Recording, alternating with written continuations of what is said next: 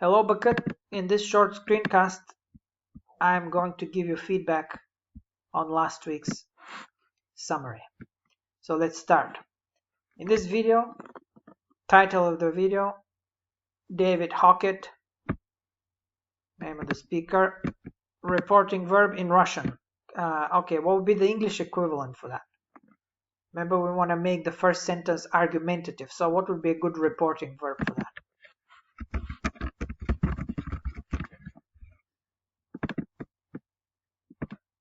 A bias is a preference for or prejudice against a person. Yes, that is the definition of a bias. That's good. But does that make the first sentence argumentative?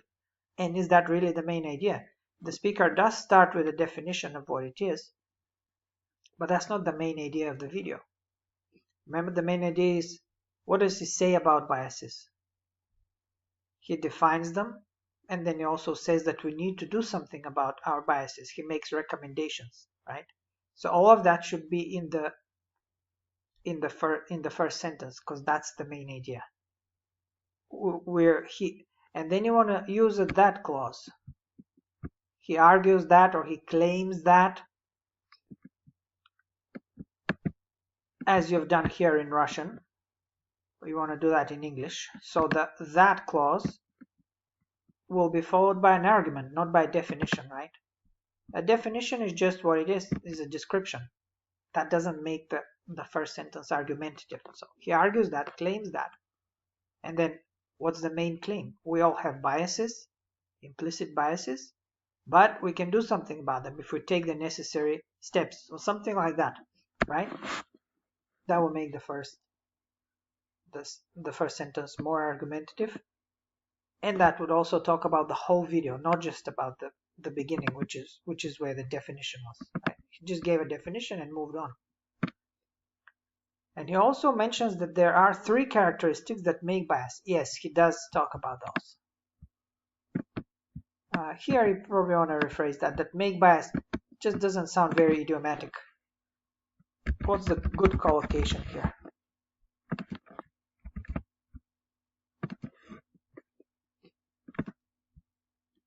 Or you could just say he mentions 3 characteristics of biases or something like that. In his opinion, the first characteristic is to operate at the subconscious level. You probably want to use a that clause here. Is that it operates? The infinitive just doesn't work here. The first characteristic is infinitive, doesn't really work. So use a that clause.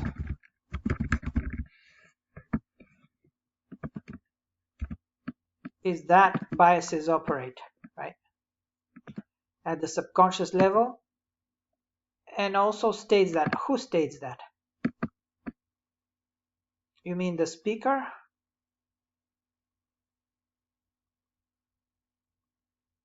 You could just start with the speaker. According to Hockett, the first characteristic is that it works on the subconscious level. Yeah, the and here doesn't really connect those 2 ideas very well.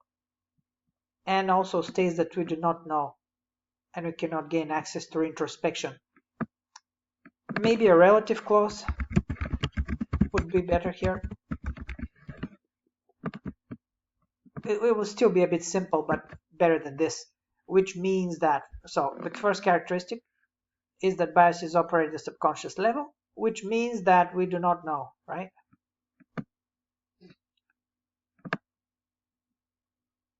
And also states. Yeah, you have to say who states. Hockett, the speaker. You cannot just drop the subject like that. So there is a missing subject, meaning the person who states, that is missing here. But I think your best option is just to drop this altogether and use a relative clause, which means that we do not know what we have. We do not know what we have. What does that mean here? It's a little bit unclear. We do not know what we have. Are you saying that we're not aware of them? Maybe that's what That would be a better way of putting it. And we cannot gain access through introspection. Okay. So, yeah, but he does say that we can gain access through introspection. The whole point was we need to look inside ourselves and become aware of our biases, develop this awareness, right?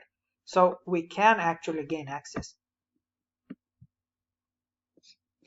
I think it would be just better if you state it more simply and just say the first characteristic is that they work at the subconscious level, which means that we're often not aware of our own biases. Just say something like that.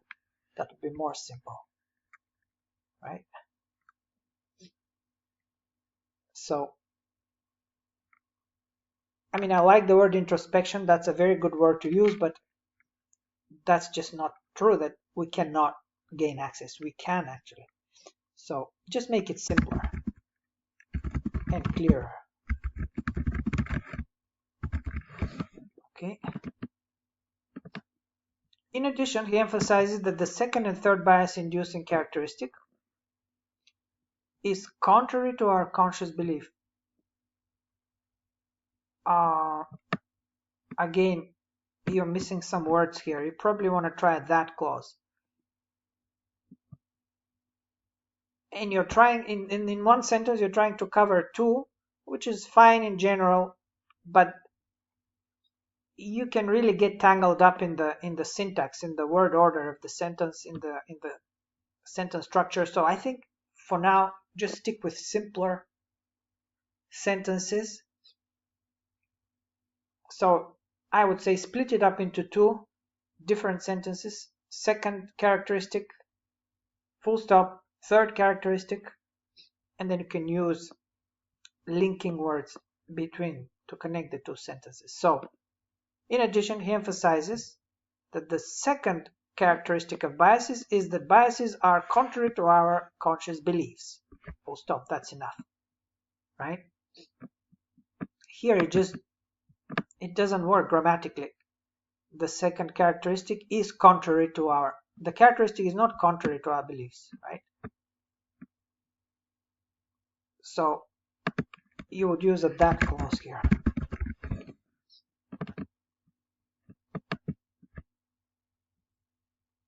He emphasized that the second characteristic of biases is that they are contrary to our beliefs, right? You're missing here is that they are. A characteristic in itself is not contrary to our conscious beliefs. It's the fact that, right? That's what you're missing, the that clause. Then you would put a full stop here. Use a linking word, and then talk about the fact that they are rapid and automatic mental associations. Okay, so you could separate that. That will make it a little easier in terms of sentence structure. In his speech, he gave specific examples. Remember, we stay away from examples and evidence. So there's no need to mention that, plus it doesn't really add to the supporting idea here. So there's no need to mention this. He gave and states, just say he states, the speaker, Hockett states that implicit biases are the associations you just created and are not just verbal. Okay. Who is this you, by the way? Probably the first person plural is better. We create, right? Additionally, Hockett explains that implicit biases are associations we create and are not. Again, you're using a conjunction to connect two ideas, and it's much better to use a relative clause, just like in the previous case. here, and also states here, and are not just. And is a good conjunction, and it can often connect two clauses together, but not in this case. Here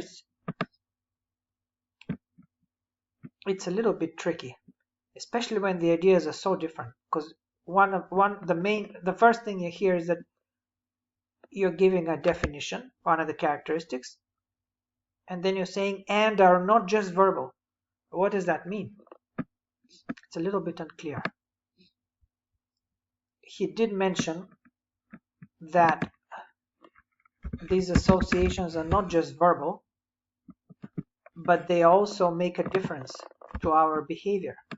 They impact the way we act toward people. So they're not just words, but they change our behavior, right?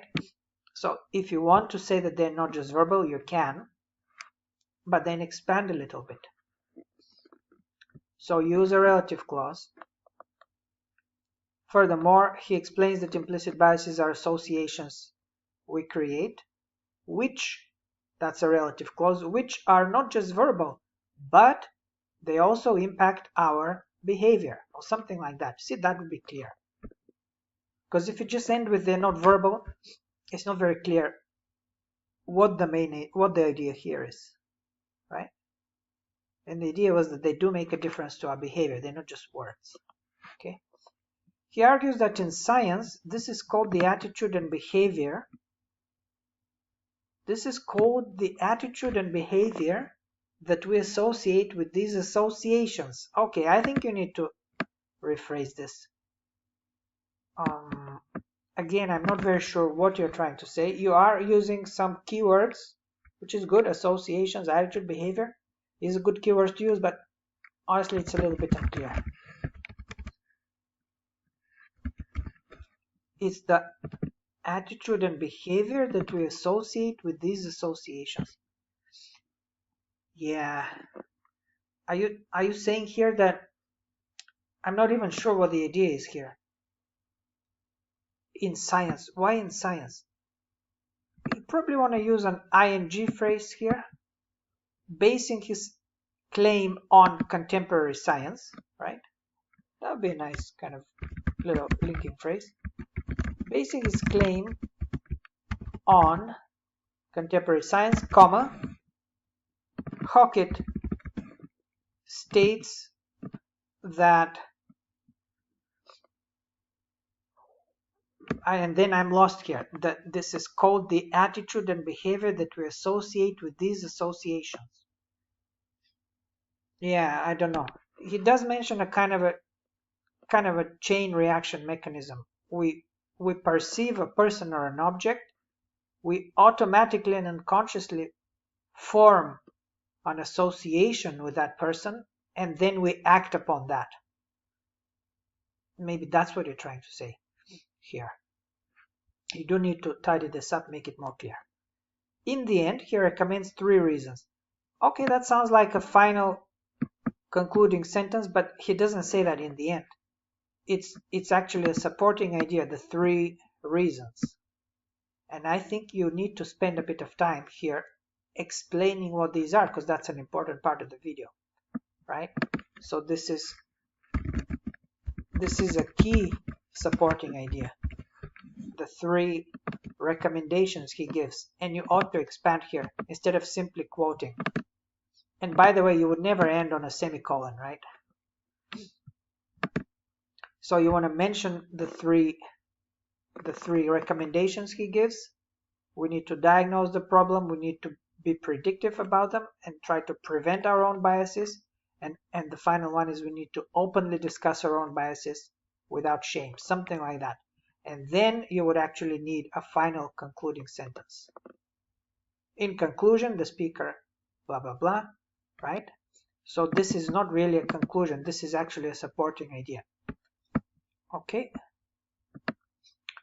so yeah, there are a few things to fix here, but if you need any more help, just let me know. Okay.